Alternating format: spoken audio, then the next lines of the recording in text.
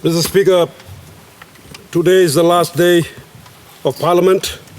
So before I make my report, I just would like to make a few remarks and share my thoughts with my colleagues and yourself. I wish to convey the gratitude of myself and my family to the people of Oro for giving me the mandate to represent them in Parliament during this term, and to the people of Papua New Guinea for their support and giving me the support that they have given over the years during this term. I wish to thank all those in government under the Prime Ministership of James Marape, a government that I've been part of, a government that has come and done significant work in just a few short years. And I would like to also thank the opposition under the opposition leader, Honourable Belden Namba, for their efforts in holding us to account and representing also the people of Papua New Guinea. Mr. Speaker, I thank you and the staff of the Parliament who have worked tirelessly with very limited resources to do the best they can so that they can manage the affairs of Parliament so that we could stand here and present ourselves, represent our people. I thank our development partners as well. And I would like to thank the members of my committee, the Special Parliamentary Committee on Public Sector Reforms.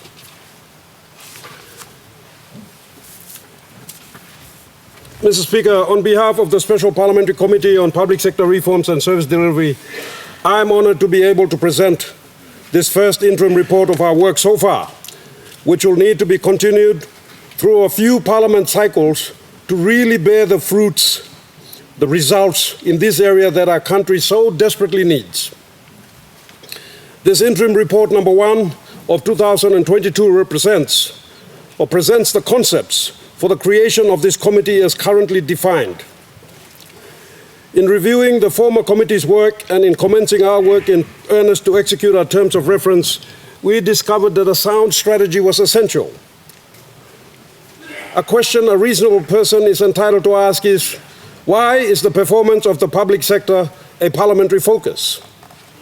And the answer is that the subject is of such a public concern and universal despair that it has triggered the legislator to peer over the lines and ask questions to the responsible arms of government why there appears to be such a state of paralysis to hold the public sector to account. Mr. Speaker, in this Honourable House, for many years, elected leaders have lamented the lack of service delivery by the public sector. Every year, the members of this House approve up to a third of our annual budget going towards ever-increasing salaries and emoluments to feed a runaway creature who no longer does what its owner pays it to do. By current design, the public sector is our only option to deliver the most basic of services and infrastructure to our people.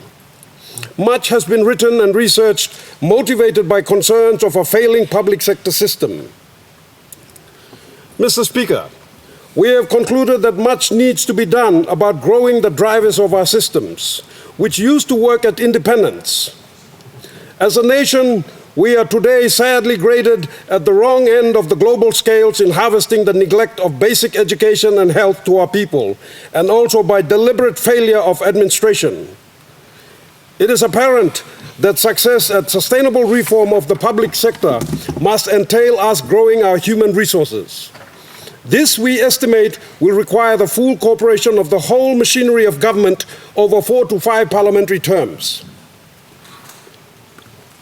In fact, I would suggest that it ought to be a constant, continuous, and consistent effort.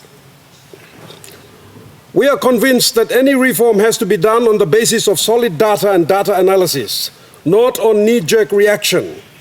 To that end, I thank the New Zealand government's 2021 commitment to journey with us in the establishment of this critical data as described in the latter part of this report.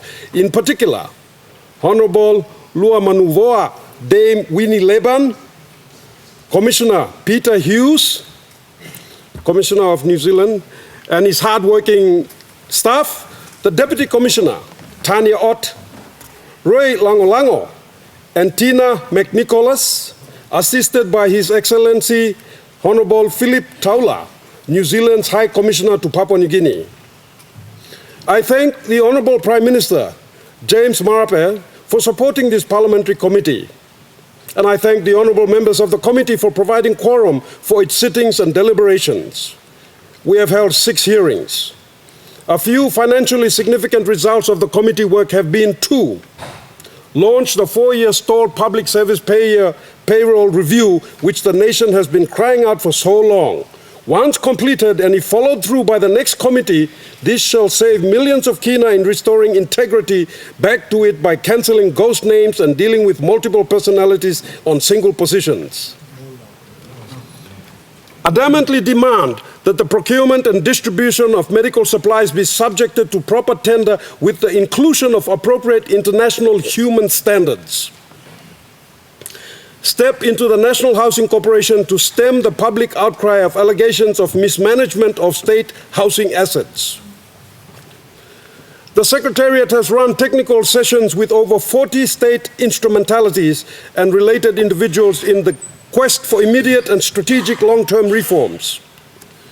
We intend to keep up the current momentum right up to the formation of the next Parliament in August this year and will not stop just because we are heading into the national general elections. The efforts of the public sector reform cannot stop, must not stop, will not stop. Therefore, we recommend that this committee be made a permanent committee and that this Parliament authorize the work done so far to be continued into any next special parliamentary committee on public sector reforms and service delivery. Further to that, the efforts by this committee must be migrated out of it and institutionalized so that there is an established authority which effectively audits and monitors the public sector performance and appointments without political or external capture. I commend this interim report to Parliament, and I ask that this Honourable House endorse the work of this committee to be carried forward into future Parliament sittings if and when this committee is reconstituted. Thank you, Mr. Speaker.